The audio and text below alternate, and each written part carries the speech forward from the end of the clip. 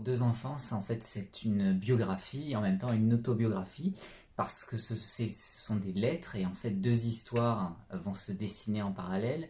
Ce sont des lettres que j'ai adressées à Minou Drouet, qui est une poétesse qui a aujourd'hui 73 ans, mais qui a publié à l'âge de 8 ans des poèmes en 1955, des poèmes très beaux, aujourd'hui un peu tombés dans l'oubli. Donc moi j'ai voulu remettre ça en avant et tout en parlant de mon enfance aussi. J'ai confronté ces deux enfances à 60 et quelques années d'intervalle, avec évidemment en mettant en avant des points en commun entre elle et moi.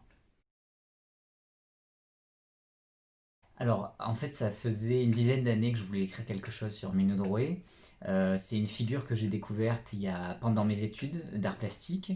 Je suis un peu tombé par hasard sur un article de Roland Barthes dans Mythologie qui parlait d'elle en disant que c'était un phénomène un petit peu de foire dans les années 50-60. Et par curiosité, je suis allé regarder les poèmes et j'ai trouvé ça vraiment magnifique. Ça m'a beaucoup touché et pendant des années, je me suis dit, tiens, ce serait vraiment chouette d'écrire quelque chose là-dessus, mais je savais pas trop comment écrire ça, la forme, je me posais pas mal de questions. Et puis je me demandais surtout pourquoi est-ce que son histoire résonnait autant avec la mienne. Voilà, et c'est ce que j'explique dans le livre.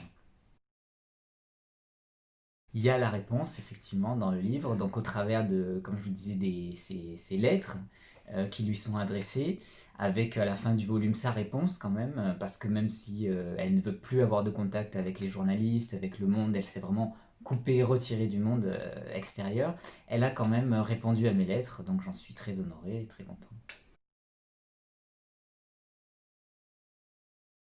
Alors, ce qui est différent, c'est que c'est mon livre le plus personnel, le plus intime. C'est un livre où tout est vrai finalement, hein. Tout ce qui est dit est la pure vérité, enfin à 95% en tout cas.